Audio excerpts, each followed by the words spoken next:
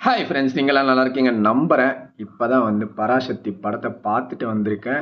ரொம்ப முக்கியமாக இதே டைரக்டர் சுதா வந்து பார்த்தீங்கன்னா, அவங்களோட டைரக்ஷனில் வெளிவந்த 2 படம் இருக்குது பார்த்தீங்களா, சூரரை போற்றுவா இருக்கட்டும், இறுதிச் சுற்றா இருக்கட்டும்.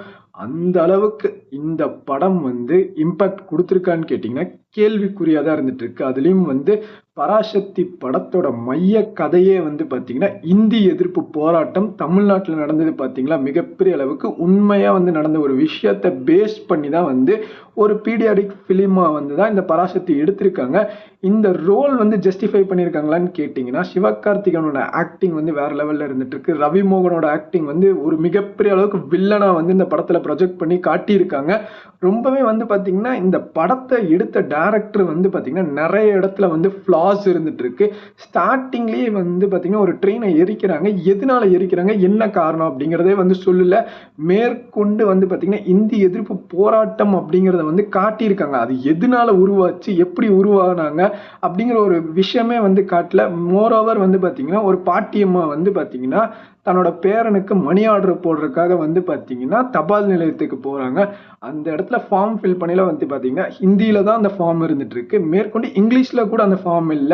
இது உண்மையா நடந்த கதையா என்னங்கிறது வந்து பார்த்தீங்கன்னா, ஃபிக்ஷனா எடுத்திருக்கிறாங்க. மேற்கொண்டு இந்தி எதிர்ப்பு போராட்டம்ங்கிறது வந்து பார்த்தீங்கன்னா, தமிழகத்துல தான் மிகப்பெரிய அளவுக்கு உண்மையா நடந்த கதையா இருந்துட்டு இருக்கு. இதுல வந்து இவங்களோட படம் வந்து எல்லா மாநிலங்கள்லயும் ஓடணும்னு சொல்லிட்டு கேரளா, கர்நாடகா எல்லா ஊர்ல இருந்தும் வந்து ஹீரோஸ் வந்து உள்ள இறக்கி அவங்களும் வந்து இதுல மொழிப்போர்ல வந்து இன்வால்வ் ஆயிருக்காங்க. இந்தியா முழுக்கவும் மொழிப்போர் நடந்திருக்கு அப்படிங்கிற மாதிரி கொண்டு வராங்க. மேற்கொண்டு வந்து பார்த்தீங்கன்னா, இந்த நிறைய ஃப்ளாஸ் இருக்கு.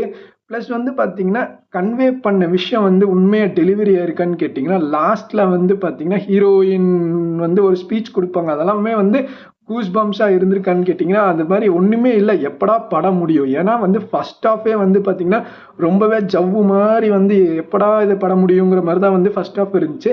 செகண்ட் ஹாஃப் வைஸ் வந்து பார்த்தீங்கன்னா, நல்லா போச்சுன்னே சொல்லலாம். ஃபர்ஸ்ட் ஹாஃப்ல வந்து என்னடா இது லவ் சீன்ஸு, எதுக்கு பாட்டு பாடுறாங்க, என்ன பண்றாங்கன்னே தெரியல. இதுல வேற வந்து பார்த்தீங்கன்னா, இவரே வந்து ஹிந்தி எதிர்ப்பாரு. ஆனா இவர் வந்து இம்ப்ரெஸ் பண்றதுக்காக வந்து தெலுங்கும் கத்துக்கிட்டு, அந்த பொண்ணை இம்ப்ரெஸ் பண்ணி தெலுங்கு பேசிட்டு இருக்காரு. மேற்கொண்டு வந்து பார்த்தீங்கன்னா, இந்த படத்தை வந்து ரூ. 200 செலவு பண்ணி பார்க்கலாம். பட் நிறைய லாஜிக்ஸ் வந்து ஃபெயிலியரா இருந்துட்டு இருக்கு இந்த படத்துலங்கிறது மட்டும் இருந்துட்டு இருக்கு. இந்த படமா வந்து பார்க்கையில இவ்வளவு விஷயங்கள் இருக்கு. இதுக்குள்ள இருக்கக்கூடிய அரசியலா வந்து பார்க்கையில இது இன்னும் டீப் டவுனா வந்து ஸ்டடி பண்ணியிருப்பாங்க பார்த்தீங்களா, இந்திய எதிர்ப்பு போராட்டத்தை பத்தி ஸ்டடி பண்ணவங்க வந்து நிறைய விஷயங்களை கொண்டு வரையில வந்து பார்த்தீங்கன்னா, இந்த படம் வந்து ஒரு ஃப்ளா வந்து நிறைய இருந்துட்டு இருக்குங்கிற மாதிரியே சொல்லலாம். இதை பத்தின கருத்துக்களை நீங்க கீழே கமெண்ட்ஸ்ல சொல்லுங்க. Tata bye by.